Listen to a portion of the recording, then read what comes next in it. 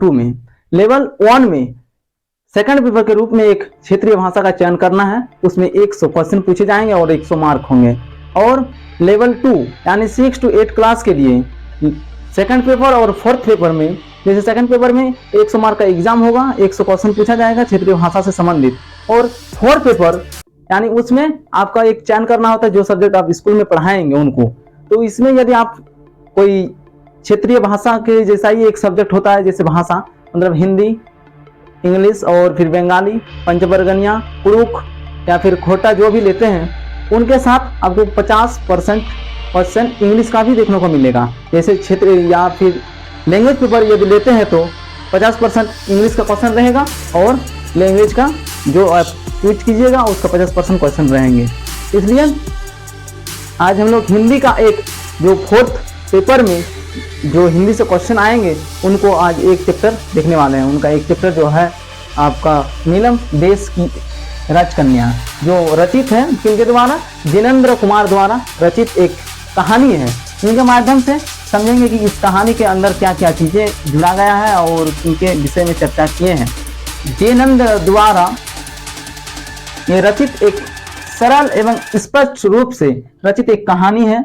इसमें एक राजकन्या है जिनका एक जो होता है किन्नरियों के माध्यम से इस कहानी को व्यंग के थोड़ा सा व्यंग के रूप में भी जुड़ा गया है और जो राजकन्या है उनको थोड़ा हताशा की ओर ले जा रही है इस कहानी में। जैसे कहानी एकदम पूरा सरल और स्पष्ट रूप से है। इसमें किन्नरियों को भी जुड़ा गया है। जैसे किन्नरियाँ कौन है, यहाँ पर राजकन्या का अपनी संगिनी या फिर सखी।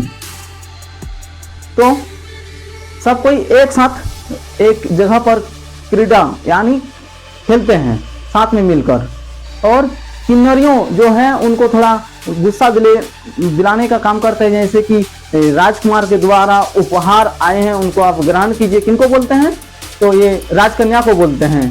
राजकन्या कहाँ की राजकुमारी है, नीलम देश की, और वो भी चाह रही है कि उनके जो खेलने के टाइम में उनका मन थोड़ा कहीं दूसरे टाइप या दूसरे जगह पर घूमते रहते हैं या फिर मन थोड़ा अशांत सा रहता है। इसलिए उनके साथियों जो है किन्नरियाँ वो लोग पूछते हैं कि आपका मन थोड़ा उदास सा क्यों लग रहा है। तो वो बोलते हैं नहीं, मेरा मन उदास नहीं है, हम ऐसे ही नॉर्मल हैं आप सभी के साथ ही। और फिर किन्नरियाँ पूछते हैं कि आप तो हम लोग को छोड़ के नहीं जाएंगे। नहीं, हम छोड़ने वाली नहीं है, आप लोग के साथ में ही रहेंगे। इस तरह इस विषय में चर्चा है। जैसे क्रीड़ा मग्ना और उदास रहती है, कौन रहती है, राजकन्या रहती है।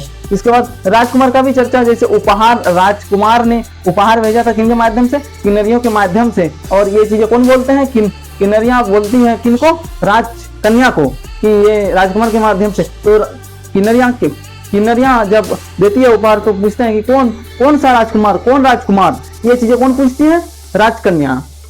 और राजकन्या कहाँ पर ढूंढते हैं राजकुमार को, पुखराज पन्ने हीरे की राजमहल में।